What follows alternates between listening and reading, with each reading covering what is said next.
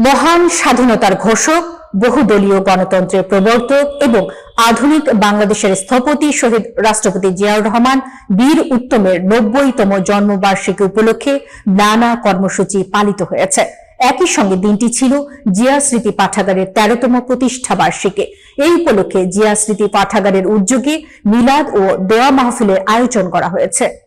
মাহফিলে শহীদ জিয়াউর রহমান বীর উত্তম এবং সাবেক প্রধানমন্ত্রী বেগম খালেদা জিয়ার রুহের মাগফিরাত কামনা করে বিশেষ মোনাজাত করা হয়। দেশের শান্তি, সমৃদ্ধি এবং গণতন্ত্রের ধারাবাহিকতা বজায় রাখার জন্য দোয়া করা হয়।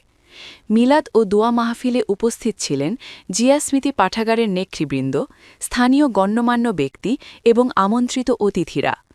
বক্তারা তাদের বক্তব্যে বলেন, শহীদ জিয়াউর রহমানের আদর্শ ও চিন্তাধারা আজও জাতির জন্য পথনির্দেশক।